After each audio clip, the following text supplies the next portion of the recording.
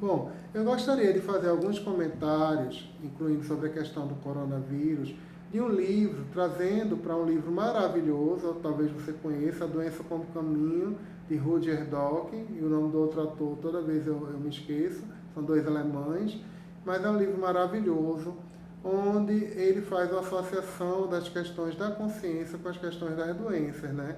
Então, por exemplo, é interessante, uma gripe, por exemplo, né? Por que alguém gripa? Um dos motivos é porque a pessoa precisa parar. A pessoa está muito acelerada, está muito trabalho. Podem ver que as pessoas que gripam, normalmente são as pessoas que tendem a ser workaholics, né? Aquela pessoa que não para nunca, que vive correndo. Então, de repente, a gripe vem como um mecanismo da consciência de fazer a pessoa dar um stop aí, dar uma parada, dar uma desacelerada. Muitas vezes essa desacelerada ela vem na forma de um acidente. A doença como caminho, ela contempla os acidentes não como acidentes, mas como tudo contempla como expressão da consciência. A própria física quântica já mostra isso, que não existe nenhum limite entre a sua consciência e os eventos externos.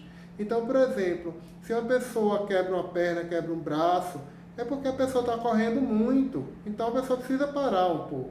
Precisa dar uma parada, às vezes quebra uma perna, quebra um braço, para poder ter um momento de parar. E aí, a mensagem que o coronavírus nos traz, qual é? Né?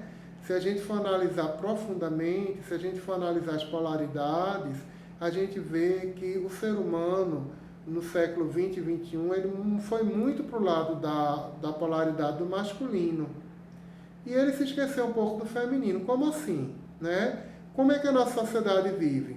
Correndo, correndo, correndo, né? Aquela pressa, né? De fazer tudo, da ansiedade. O coronavírus chega assim e diz, ó, você tem que parar, vá para sua casa, fique quietinho com sua família, dê uma parada, né? Equilibre essa outra polaridade.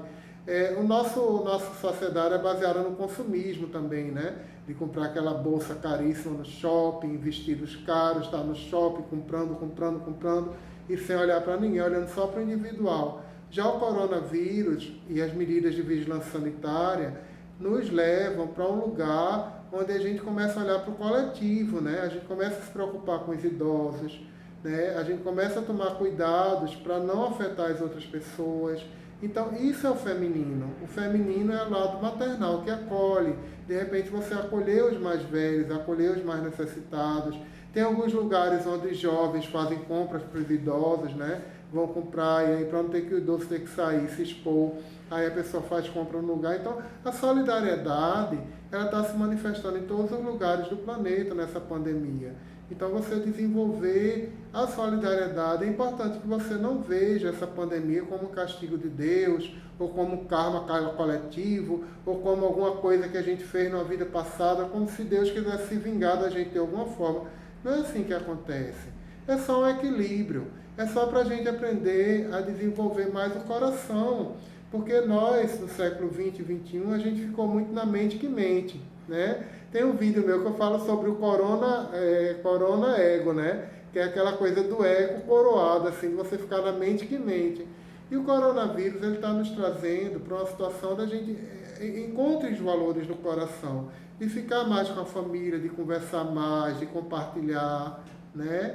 Aí talvez algumas pessoas digam assim, ah, Fernando, mas você não pode tocar no outro, como é que você está falando de colher, você não pode nem dar um abraço na pessoa, né? Mas aí acontece uma coisa interessante. Você é obrigado entre aspas, né? Você se vê obrigado a ser mais afetuoso com o outro. É um paradoxo, né?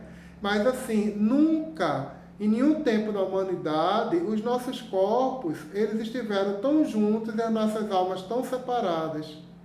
A gente mergulhou no século 20 e 21 com a revolução sexual em tempos de extrema promiscuidade, né? Onde tinha o sexo livre, onde você tinha contato com corpos dos outros, seja do mesmo sexo, seja de sexos opostos, mas as almas, os corações estavam distantes.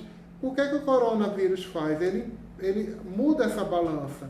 Então você tem que manter o corpo distante, mas necessariamente por uma questão de gentileza, de cuidado, a sua alma tem que estar mais perto. Eu vou dar um exemplo. Eu fui para o cabeleireiro hoje, que acho que a minha cidade ela vai entrar em quarentena, porque os casos aqui estão se multiplicando muito, mas eu digo, vou aproveitar, vou ir para o cabeleireiro logo cortar o cabelo, porque eu não sei quando é que eu vou poder fazer isso, nem tão cedo. E aí eu fui. Quando eu cheguei lá, foi engraçado. O cabeleireiro foi apertar minha mão. Aí eu disse, olha, desculpa, não dá, eu não posso fazer isso, né? Mas aí eu, logicamente, não me senti confortável com essa atitude. Então, o que eu fiz? Eu fiz uma coisa que eu nunca faço. Toda vez que eu vou para o cabeleireiro, eu nunca faço.